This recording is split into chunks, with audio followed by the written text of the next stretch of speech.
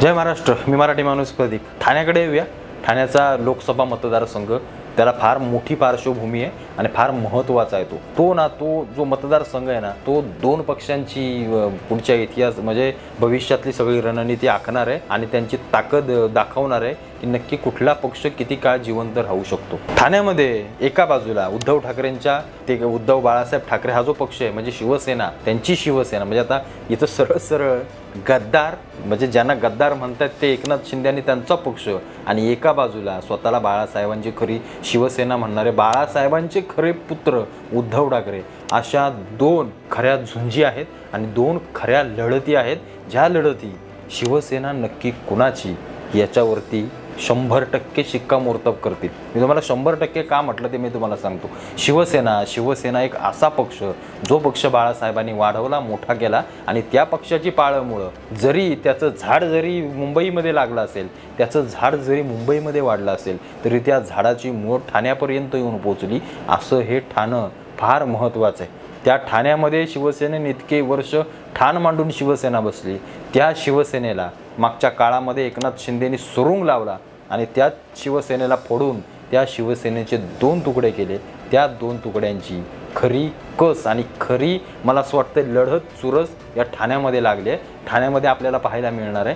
त्याच्यामुळे ही निवडणूक इतकी महत्त्वाची आहे. एकतर एकनाथ शिंदेंना समजून जाईल की लोकांनी आपल्याला नाकारलं आणि एकतर उद्धव ठाकरेंना समजून जाईल की लोकांनी आपल्याला नाकारलं. या दोन गोष्टीच घडणार आहेत. या नाण्याच्या दोन बाजूच आहेत आणि त्याच बाजूंविषयी आज आपण बोलणार आहे की नक्की काय घडेल, काय वाटतंय लोकांना, म्हणजे लोकांच्या मनामध्ये नक्की काय चाललंय, कोण हिरो आहे त्यांच्यासाठी, उद्धव ठाकरे की एकनाथ शिंदे. ते राजन विचारे, नरेश म्हस्के यांचा वैयक्तिक गोष्टी सोडून द्या. ही सरळ निवडणूक आहे. उभाटा वर्सेस एकनाथ शिंदेची, म्हणजे उद्धव बाळासाहेब ठाकरे आणि एकनाथ शिंदे अशी ही निवडणूक होणार आहे. झालं असं की बाळासाहेबांनी एकदा ठाण्यामध्ये सभा घेतली. ती शेवटची सभा आजही तुम्ही यूट्यूबवरती टाकली तरी तुम्हाला ती बाळासाहेबांची झंझावाती ती शेवटची सभा किंवा शेवटची म्हणण्यापेक्षा ती जी सभा आहे ती तुम्ही अनेकांनी पाहिलं असेल. त्या सभेमध्ये बाळासाहेब एका व्यक्तीचं सारखं नाव घेत होते, ते म्हणजे धर्मवीर आनंद दिघे.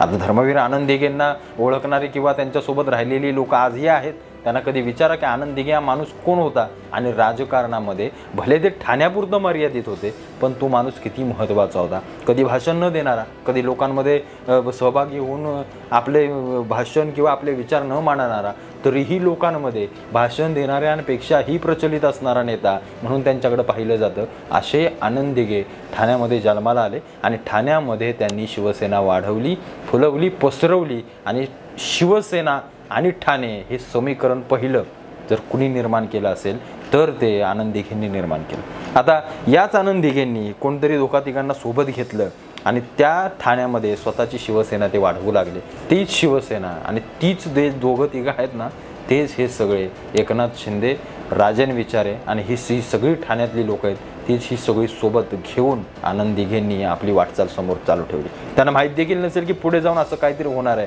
की माझा राजन आणि माझा एकनाथ एकमेकांच्या विरोधात उभे राहणार आहेत, हे त्यांच्या ध्यानीमनीही कधी नसेल. पण त्याच आनंद दिघेंच्या ठाण्यामध्ये आज अशी निवडणूक येऊन ठेपले की या सगळ्या गोष्टींमध्ये थेट धर्मवीर आनंद दिघेंनाच मधोमध ठेवून ही संपूर्ण निवडणूक खेळली जाते. आता नक्की आनंद दिघेंचं मला असं वाटतं सहानुभूती एकनाथ शिंदेंना मिळते की राजन विचारांना मिळते, हे फार महत्त्वाची गोष्ट आहे. झालं असं की बाळासाहेबांनी अनेक वर्ष आपल्या आयुष्यातली काँग्रेसवरती सडेतोड टीका केली. सडेतोड ते सांगायचे की काँग्रेस म्हणजे मुस्लिमांचा पक्ष, काँग्रेस म्हणजे या देशाला लागलेली कीड आणि ज्या दिवशी माझ्या शिवसेनेची काँग्रेस व्हायला लागेल त्या दिवशी मी माझं दुकान बंद करेन आणि माझी शिवसेना त्याच दिवशी बंद झालेली असेल, असे ठणकावून सांगणारे बाळासाहेब, त्यांचेच पुत्र, त्यांची शिवसेना तेच विचार घेऊन काँग्रेसच्या मांडीला मांडी लावून बसते. त्या सगळ्या गोष्टींसोबत राजन विचारे आपल्याला दिसतात. या बाजूला इकडे एकनाथ शिंदे या सगळ्या गोष्टी पटत नाहीत म्हणून 40 जणांना घेऊन आसामला तिकडे त्या कुठल्या गुवाहाटीला जातात, तिकडे राहतात, पक्षाचं बंड करतात आणि बंड करून इथं येऊन आपली शिवसेना आहे आणि माझी शिवसेना बाळासाहेबांच्या विचारांवर चालणारी आहे असा शिक्कामोर्तब करून एक पक्ष बाजूला काढून त्या पक्षाला खरी शिवसेना म्हणून नाव देतात.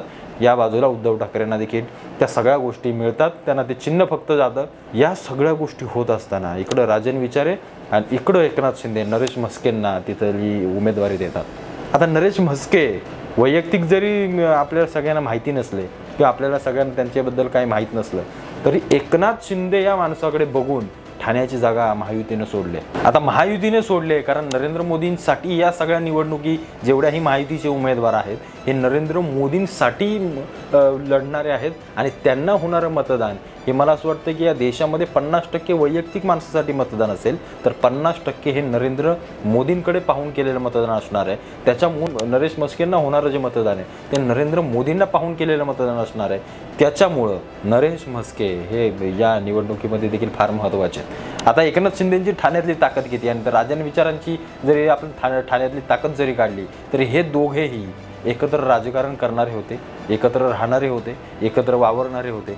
तरीही एकनाथ शिंदेंची ताकद राजन विचारेंपेक्षा जास्त आहे. कारण एकनाथ शिंदे आमदार जरी असले तरी राज्यातली महत्त्वाची मंत्रिपदं त्यांनी भूषवलेत, मंत्रिपदं त्यांना मिळालेत आणि कित्येक सलग 15 ते 20 वर्ष राज्याच्या राजकारणातला मुख्य माणूस किंवा शिवसेनेतल्या प्रवाहातला मुख्य माणूस म्हणून शिंदेंनी आपली भूमिका बजावली. त्याच्यामुळे एकनाथ शिंदे काही साधी आसामी नाही आहे. त्याच्यामुळं एकनाथ शिंदेंना शह देणं राजन विचारेंना फार जड जाणार आहे. फार ते मला असं वाटतंय ती गोष्ट हलकी नाही आहे. एकनाथ शिंदे जरी बाहेरचे असले तरी ते ठाण्याचेच असं ठाणेकर मला असं वाटतं ठणकावून सांगतो. त्याच्यामुळे अनेक ठाणेकरांची मतं त्यांना पडतील. दुसऱ्या बाजूला उद्धव ठाकरेंनी काँग्रेससोबत जाऊन गद्दारी केले, त्यांनी काँग्रेसच्या मांडीला मांडी लावले असा म्हणणारा जो कट्टर शिवसैनिक आहे, जो आनंद दिघेंच्या फळीतला आहे, बाळासाहेबांच्या फळीतला आहे, तो कदापि उद्धव ठाकरेंना जवळ देखील उभा करणार नाही. मी तुम्हाला आज देखील सांगतो. आणि जो तरुण आहे, जो मोदींना मानणार आहे, तो देखील उद्धव ठाकरेंना मतदान करू शकत नाही. मग उद्धव ठाकरेंना मतदान करेल कोण? उद्धव ठाकरेंची वैयक्तिक काही लोक, जो त्यांच्या पक्षाला मानणारी जी काही लोक आहेत, राजन विचारेंच्या कामांनी प्रभावित झालेली जी सगळी लोक आहेत. दुसरी बाजू म्हणजे काँग्रेसची मोठी ताकद, काँग्रेसचा जो काही थोडाफार मतदार आहे तो, शरद पवारांना मानणारे 1, 2, 3 काय लोक असतील ती.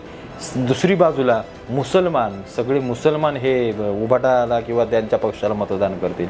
आणि या बाजूला हिंदुत्वासाठी, नरेंद्र मोदींसाठी, राम मंदिरासाठी, देशाच्या विकासासाठी अशी जी चांगली चांगली लोकं आहेत ती देखील इकडे मोठं मतदान करतील.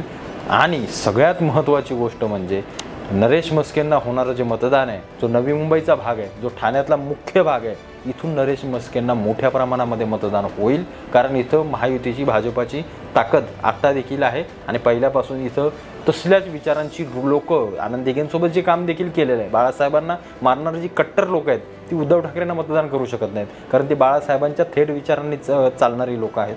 त्यामुळे उद्धव ठाकरेंना मतदान कोण करेल? ही सगळी डाव्या विचारसरणीची लोक उद्धव ठाकरेंसोबत उभे राहतील. त्याच्यामुळं या निवडणुकीमध्ये ठाण्याच्या राजन विचारांचं पारडं जे आहे ते थोडंसं हलकं होताना आपल्याला दिसतंय.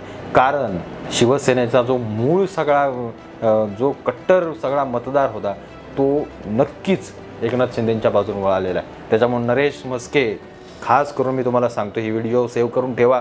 4 जूनला नरेश म्हस्के नक्कीच जिंकून येतील अशी माझं एक वैयक्तिक मत आहे. ह्याला तुम्ही 100% खरं समजू नका, तुमची देखील मतं असतील. पण मला जे वाटतंय की नरेश म्हस्केंची ताकद महायुतीमुळे मोठी होते.